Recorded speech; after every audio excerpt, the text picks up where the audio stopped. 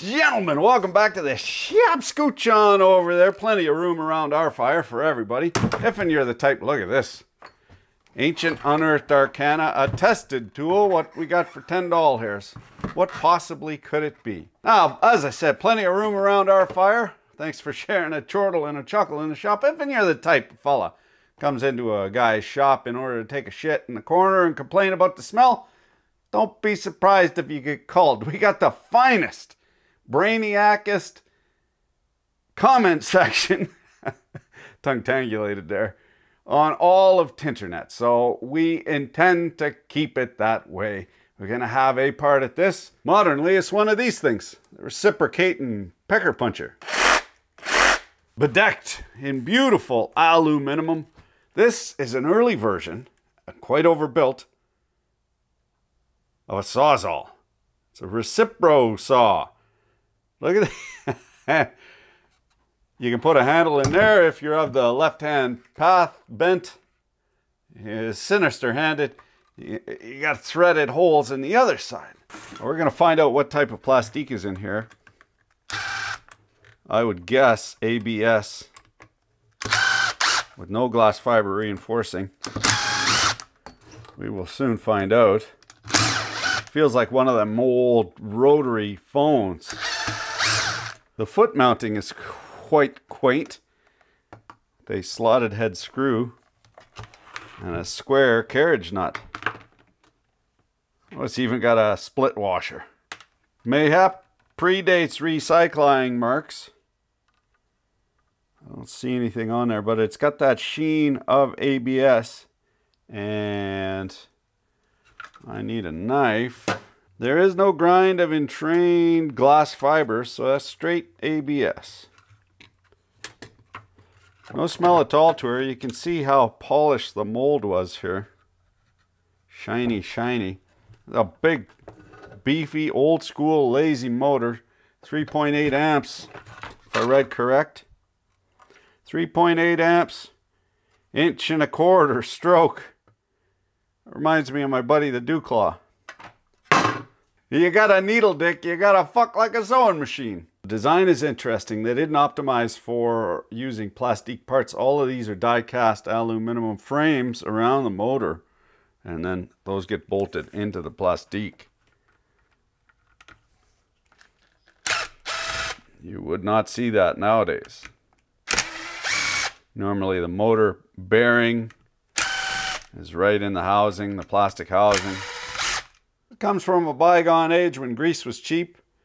You see, it wasn't well used. It's still quite pristine, as witnessed as well by the reciprocating dingle arm not having any kind of wear on it at all.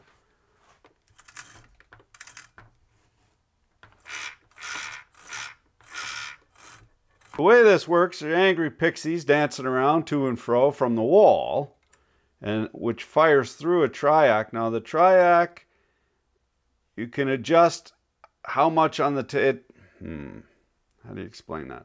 It's a kind of diode that chops off part of the waveform, the AC waveform, depending on what position the potentiometer on this slider is at. So you get more or less voltage going to the motor.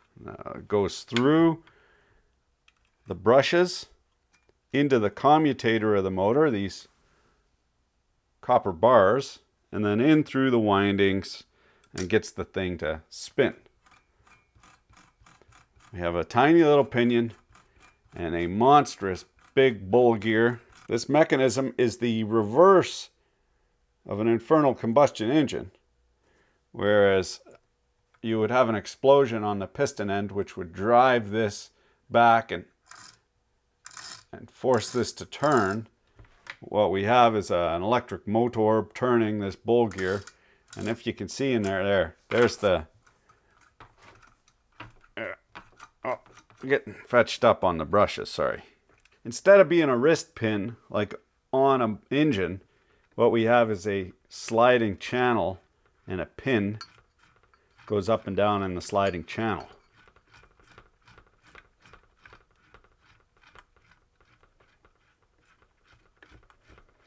One thing that's interesting about this mechanism is that with the wrist pin on the downstroke at the changeover point, you have the least amount of torque happening. But this is exactly the opposite because it's on a slider.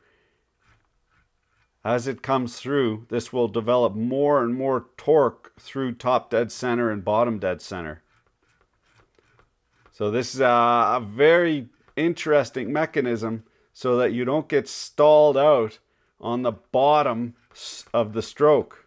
You actually have more torque, more available torque at the top dead center and the bottom dead center.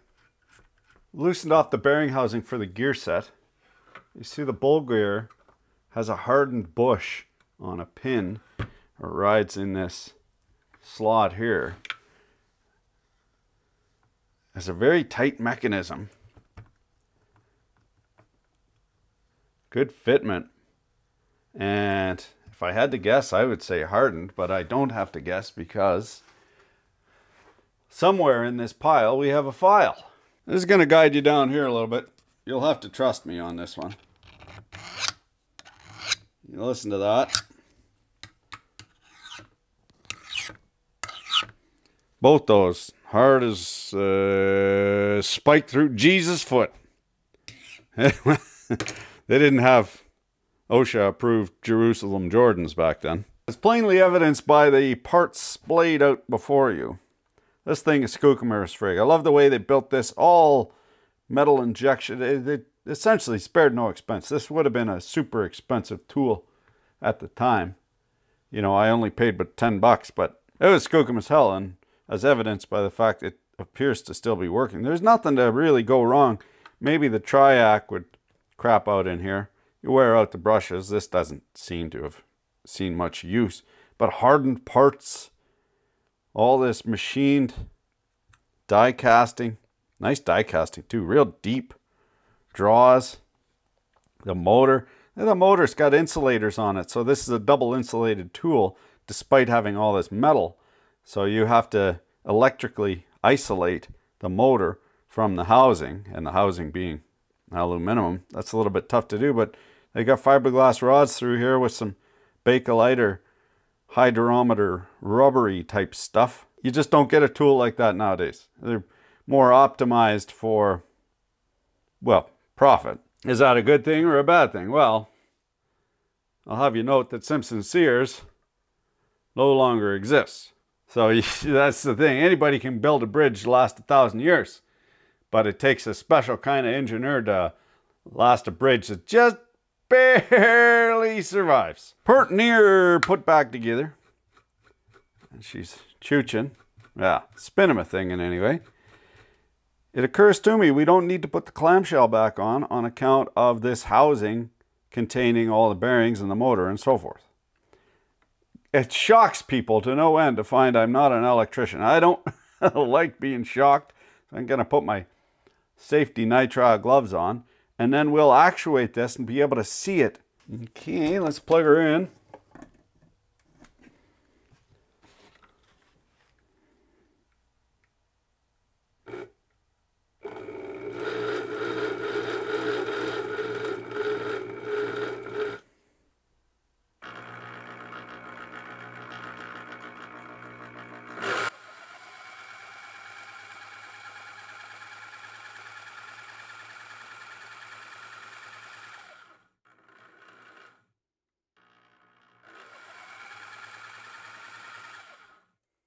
There's a blade mount, nice and beefy and universal. Got a nice little pin in there. We got our hard oak here, we'll give her a try.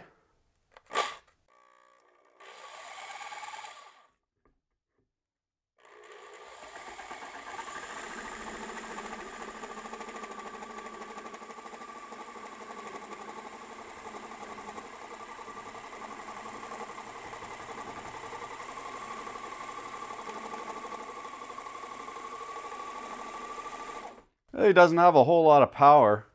Let's just have a look with the kilowatt, how many amps we're drawing.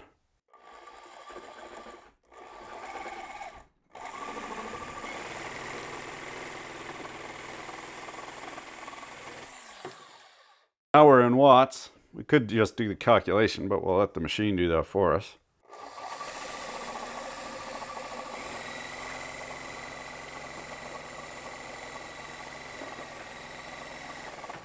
Remember what I said about it not stalling out at the end of stroke? We're just going to test that. I got her jammed right proper in a tooth, and we'll...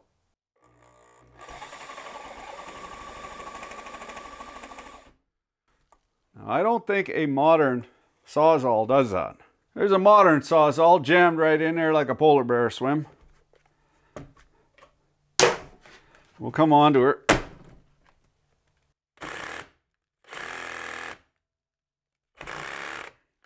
Ah, full of shit. Happens. Look at this thing. They do not build them like that anymore. Considerably lighter than its modern counterpart, surprisingly. Despite this being the compact version, it's still heavier than the old guy. And all this aluminum, I mean, pretty beautiful. You can't buy a tool like that anymore. Ergonomics are hokey, and doesn't have near enough power. It's got enough to cut through some wood, but not nearly as much power as its modern day equivalent. So thanks for watching. Keep your digging advice. But wait, there's more. World's crappiest die filer. Let me just move this open hydraulic pump.